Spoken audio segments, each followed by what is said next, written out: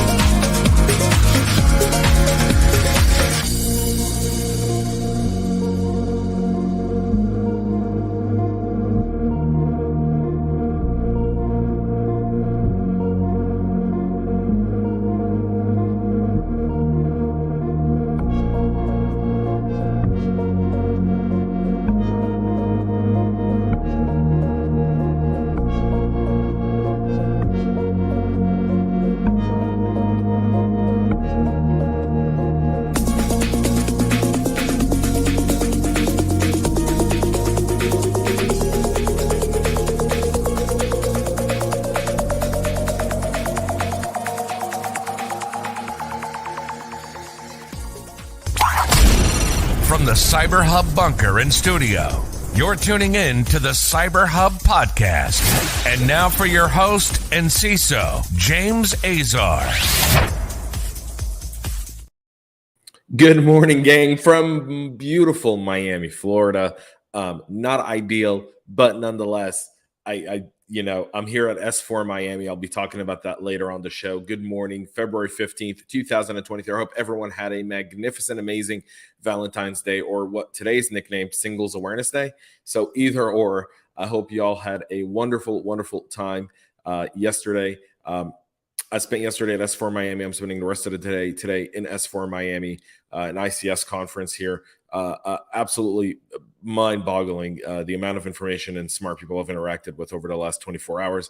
Can't wait to share that with y'all on the show today. But we've got a Patch Tuesday recap to get to before we do that, and a new brand of malware that we should be paying attention to. So before we do that, though, James, you're traveling, but Miami's known for its coffee, isn't it? There's like nowhere you can go in Miami that doesn't have just amazing coffee. I've got a double espresso right here in my room because I've got an espresso machine literally right there. So with that being said, coffee cup cheers. Join me for a fun morning. Coffee cup cheers, y'all. Coffee's good. Coffee's good.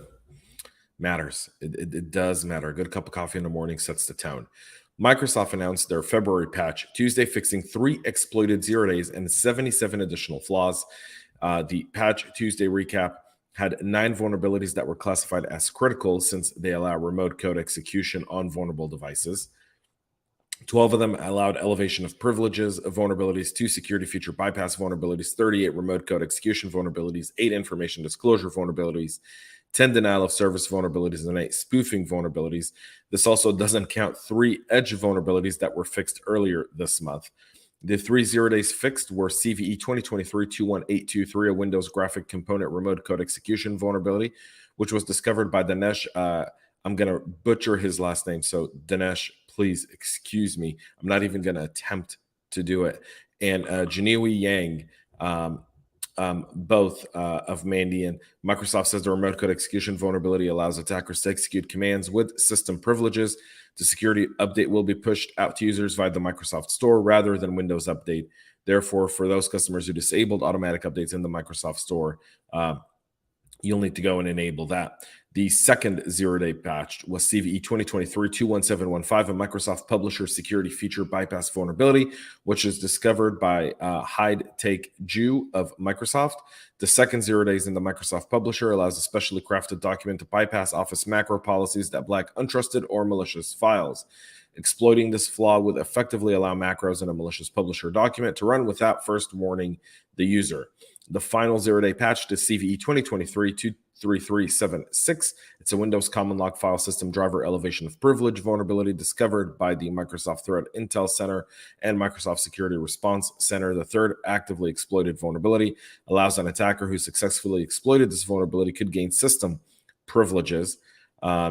We'll get into all the other ones, including Adobe, Apple, Altigen, Cisco, Google, Forterra, and SAP. But you can obviously see the whole list, and all the links are in the show notes. Go and check that out. We'll move to SAP announcing the release of 26 notes, including 21 new and 5 updated notes for their patch Tuesday, of which they resolve 54 vulnerabilities, including 22 high-severity issues. The 5 new and updated high-priority notes resolve flaws in SAP, Start Service, Basis, Business Objects, and Business Planning and Consolidation. The most severe of the new notes resolves a privilege escalation issue in Start Service, known as CVE 2023-24523, with a CVSS score of 8.8. It could impact availability, confidentiality, and integrity. An unauthenticated non-admin user with local access to a server port assigned to the SAP host agent can't submit a specially crafted. It's a bit more harder to take advantage of that simply because you would need a non-admin user with local access to a server port to do that, but nonetheless, it doesn't dismiss it. The additional CVEs that were patched on information disclosure vulnerability CVE 2023-0020 and an unrestricted file upload bug CVE 2023-24530 have all been reserved as well. The remaining 21 notes deal with a medium severity vulnerabilities in products like Solution Manager, GRC Process Control, Fiora, HANA, NetWeaver, Business Planning and Consolidation, Business Objects, and CRM Web Client UI. You want to get those taken care of as well. Citrix also announced their patches for severe vulnerabilities in virtual apps and desktops, as well as in workspace apps for Windows and Linux. Track the CVE 2023-24483, the virtual app and desktop vulnerabilities described as a privilege escalation issue that allows an attacker with access to a Windows VDA and a standard Windows user to elevate privileges to system. The security defects impacts all Citrix virtual apps and desktop versions before 2212, as well as long-term service release LTSR versions 2203 before CU2 and 1912 before CU6. So Citrix also addressed 2 bugs in the workspace app for Windows, which could be chain elevate privileges and perform actions as system user. The first is CVE 2023-24484. The other is 24485. One allows the attacker to write logs to a directory that don't have permission to write logs to. The second one allows them to escalate privileges.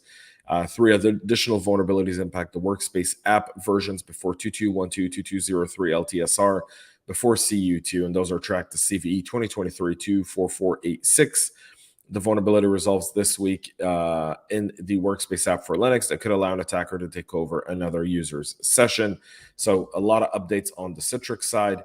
And CIS has already said that an attacker could exploit these vulnerabilities to take over an impacted system. So something to keep in mind. IBM also issued their patch Tuesday.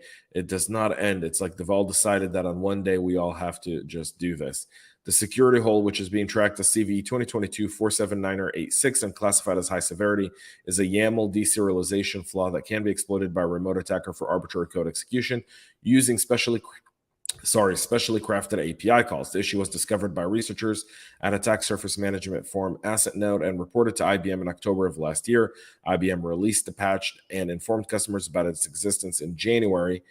Roughly a week after the IBM advisory was published, Asset Node published a blog post detailing the vulnerability, explaining that an unauthenticated attacker can exploit CVE 2022-479-86 to execute arbitrary commands on a targeted Aspera Faspex server.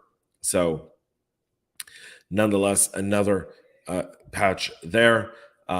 We'll go to ICS. And so Siemens published yesterday 13 new advisories covering 86 vulnerabilities. The most significant, based on the CVSS score of 10, is a memory corruption issue that can lead to a denial of service condition or arbitrary code execution in the Cosmos plant engineering software. The vulnerability was identified by Siemens' own employees, which discovered the vulnerability and their own team self-reported 544 vulnerabilities in 2022, up from 230 in the previous year.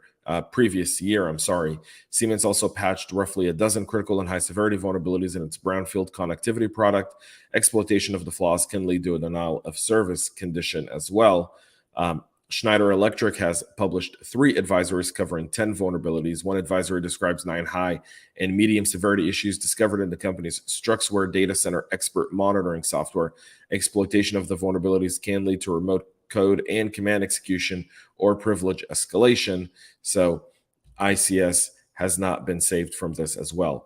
RedEye hackers are using a new malware to steal data from Windows and devices. The APT37 threat group uses a new evasive M2 rat malware and steganography to target individuals for intelligence connections. APT37, known as RedEyes and Scarecroft, is a North Korean espionage hacking group believed to be state-supported, obviously, and probably backed by the Chinese. Don't be surprised there at all. For persistence on the system, the malware adds a new value in the run registry key with commands to execute a PowerShell script via command.exe, the same command that was also seen in the Kaspersky report about APT37. The M2 rat backdoor acts as a basic remote access Trojan that performs key logging, data theft, command execution, and taking screenshots. The screenshot snapping function is activated periodically, works autonomously without requiring a specific operator command. So that's the advancement in this one.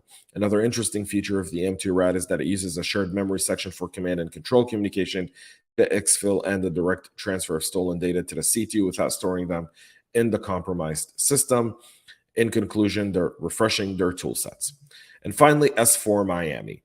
Thanks to Dale Peterson and team for putting on an unbelievable first day yesterday. Some of the most and smartest people I've met are here in Miami. Just the showmanship, the amount of community around this is unbelievable. I've always said the cybersecurity community is bar none the best community on the planet. And there's no lie. I got to see my good buddy James McQuiggan from KnowBe4 here yesterday as well. In his past, before he joined KnowBe4, for those who don't know, he was part of Siemens. So we had some very, very interesting conversation around the introduction of new devices into critical infrastructure, around the partnership to secure them, around how do we start to look at and secure legacy equipment. Some great talks from some unbelievable speakers. And here shortly after I finish this recording, I'll be joining and attending a few more speaking sessions. I'll be talking about those tomorrow as well. If S4 isn't on your radar for events to attend, I honestly think you're missing out. If you're, one location, Miami, who could ever not say a bad word about Miami. Miami Beach here is just magnificent.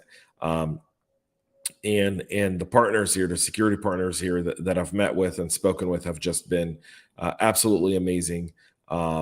Very, very smart people, a very, very great conference. So put this on your radar for 2024 if you're not attending or didn't plan on it. That's it for our show this morning. Tomorrow, I'll be back in the studio giving you the latest and greatest. Until then, have a great rest of your day. And from beautiful 80-degree weather, Miami, I bid y'all a farewell and stay cyber safe.